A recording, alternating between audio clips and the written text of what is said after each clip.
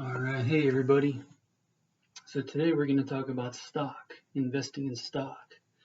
So first off, we need to, define what stock is, what it means. So you can see here, stock equals partial ownership of a company, and what that means is when you buy stock in a company, you are becoming a part owner of that company, and there's two things that come along with that. One, obviously, you share in the profits. So the company does well, they increase revenue, they increase their net profit. That profit should in turn go into your pocket because you own a portion, you own a share of that company. You're a part owner. And usually that comes in the form of dividends. But another thing that comes along with owning stock is that you are allowed to vote in certain matters pertaining to the company. It's not talked about too much, I don't think. I mean, most people, I don't know if you feel the same way, but I'm pretty sure you probably do. Most people do not really care too much about their voting rights as a shareholder. By the way, shareholder means you hold shares in that company. So if you own stock or you own shares of a certain company, you're a shareholder. And what companies do every 3 months, they hold shareholder meetings. And at these meetings, they vote on a number of things. Sometimes some meetings are longer than others. They vote on more things than with other meetings, but it's similar to how a ballot works. When you go to the voting poll to vote for the president, a governor, your mayor, different people in your community, on the state level, federal level, whatever level, there's a ballot that you receive. It works the same way with companies. They will typically, at least they do this with me, they email you a proxy. A proxy is like an absentee ballot. Since you're not at the meeting physically, you get to participate remotely. So they send you everything they're going to talk about in the meeting, everything they're going to vote on in the meeting, and you have the opportunity to vote. And they'll give recommendations as to how they want you to vote, how they would like for you to vote, but ultimately it's your decision. Since you own the shares, since you own the stock of that company, you're a part owner, and as a result, you can vote however you want to.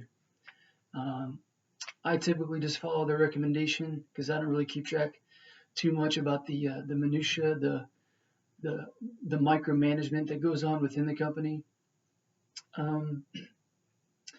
But yeah, you can vote. You can either vote for a certain item, against a certain item, or you can abstain, which means you choose not to vote on that item. So there's different options, but those are the two things that come along with purchasing stock, buying stock. You become a partial owner of a company, which means you have the right to vote. And then most importantly, most of us invest in stock because we want to make money. So when they increase their profits, that trickles down to you and you make money too.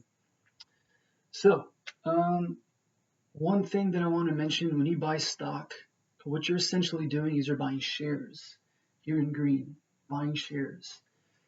So you might hear stock and shares, used interchangeably. You might hear one or instead of the other.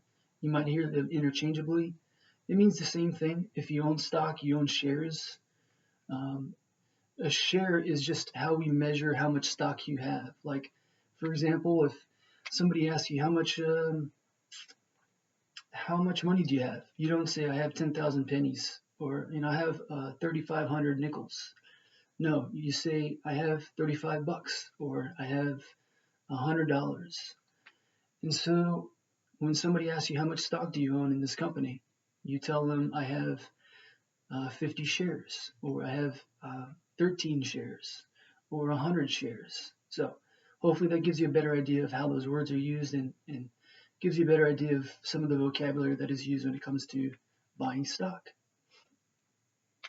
So these are the two main ways that you can make money when it comes to buying stock. The first is capital appreciation. I'll give you a quick example of what that means. And first off, capital means value or money. So an appreciation means it goes up, it appreciates, kind of like properties do. When they appreciate, they go up in value, and when they depreciate, they go down in value. But capital appreciation, what that means is the value of your stock appreciates or it goes up. And so to give you a quick example, if you buy a stock at $50 and it goes up to $100 when you sell it, that difference is $50. So take that $50 and multiply it by the amount of shares that you own, and that will tell you your net profit, your total profit for that transaction. So that's how capital appreciation works. Hopefully you buy low and you sell high. Let's see here. Okay, and then the second way to make money is through dividends. Dividends, the way they work, I mentioned they have shareholders meetings. Companies have shareholders meetings every 3 months.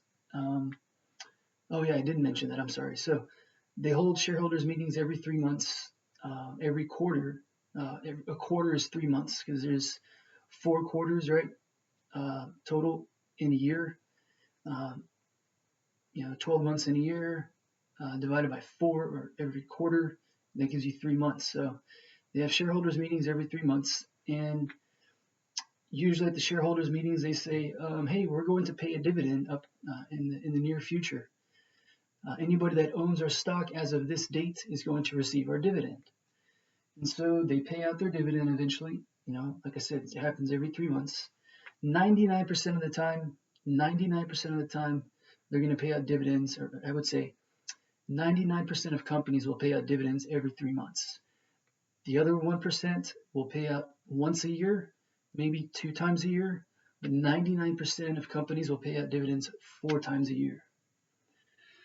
So when you get a dividend, it may not look like a whole lot.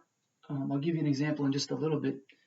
But what happens is you have 2 options. You can either cash out your dividend, which means it's cash. It belongs to you now.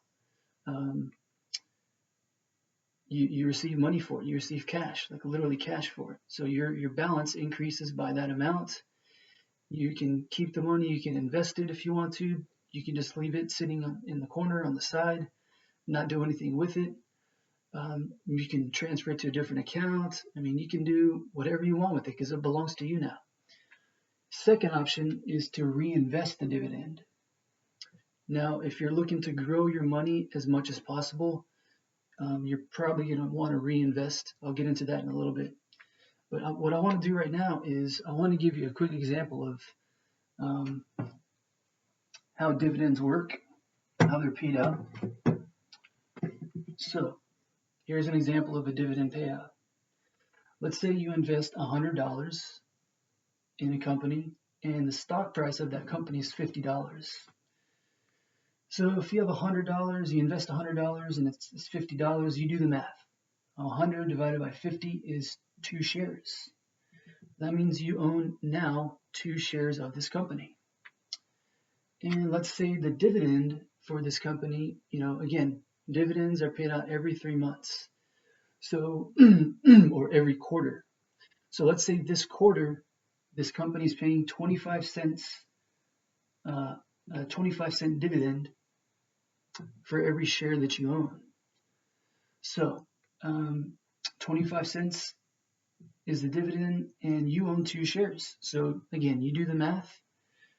25 cents times 2 shares equals 50 cents. So your dividend for that quarter, for that 3-month period, is 50 cents. Doesn't seem like a whole lot, but if you invest over time and you reinvest your dividends, your money's going to grow a lot quicker. If you're looking to invest for the long term, like me, for retirement, for me, that's probably like 25 years down the road. If I reinvest my dividends for 5 years, 10 years, 15 years in the same company, my account's going to grow a lot. I can do the math for you. Maybe I'll create a video that illustrates that. But trust me, if you reinvest your dividends, your money's going to grow a lot quicker. Now, I will say this is a really important thing to mention. If you need the money now and you need the money to spend on something, or you want to spend it on something, maybe cashing out your dividend makes sense. But if you're looking to invest for the long term, if you're looking to invest in a company for a long period of time and you're not looking to sell that stock anytime soon because you don't need the money or you just want to see it grow, reinvesting your dividends is the way to go. So that's how dividends work. And that's pretty much it. I went over how you make money through capital appreciation and through dividends. Again, those are the two ways to make money. And those are like the main reasons why people buy stock. So hopefully this all made sense to you. Listen to this video, watch this video again if you need to maybe get a refresher. But these are the basics of why you invest in stock. So let me just look at my notes here. That's pretty much all I wanted to say. So, okay, now the question is, how do you invest in stock? I understand it, Anthony. What do I do now? Like, how can I invest in stock? Well, what you need to do is you need to find a broker. You need to find a financial institution that allows you to buy stock. What they'll do is they'll create an account for you. You have your account, just like a bank account. You go online. We all do banking, right? Most of us, the large majority of us, do banking. You can go to your account online. You can call on the phone. Sometimes you can even go in person to a financial institution and tell them, hey, I want to sell stock, buy stock, and they can meet with you and talk about that. But a large majority of the time, you can call over the phone and especially go online nowadays to complete transactions. It's the cheapest way to do it. But you need to find a broker, and it's up to you. Just do some research. They have different fee structures, different services that they provide, different prices that they provide. But one broker that I recommend, because I use them, is Charles Schwab. There's $0 cost for online trades. So you can buy and sell stock all you want, and you don't pay any transaction fees every time you process a transaction. That's really nice. 5 years ago, that wasn't the case. At least 6-7 years ago, that wasn't the case when I was working in the industry. So we've come a long way. $0 cost for online trades if you go through Charles Schwab. $0 fees for opening and maintaining an account, whether it's a brokerage account or an individual retirement account, which I'll get into later, the difference. But yeah, I encourage you, just a couple tips before I let you go, before we wrap up today. I encourage you to talk to one or more financial advisors about why you want to invest first, so that they can give you some valuable perspective. Because you may want to invest, but the money that you're going to use to invest in may be better spent, better allocated and used elsewhere, other than investing it in stocks or investing it, period. So talk to some financial advisors, get their guidance, get their perspective, tell them what you want to do, and I think that's probably the best way to go. And find somebody who will not charge you for that too, if you can. So that's pretty much it. Just want to thank you again for listening in, for watching the video today. Hope you enjoyed it. Hope you learned something new. Hope you learned many new things today. And I hope that you go out and you utilize this information to your advantage. If you like the video, leave a comment if you like, and definitely subscribe if you're looking forward to the next video. I'm going to continue talking about finances, probably mutual funds next. And, share. If you think this will be valuable for other people that you know, share the video. And, I really appreciate it. And I look forward to seeing you in the next video. So, as always, hope you have a great day, positive day, and I will see you in the next video. Signing off.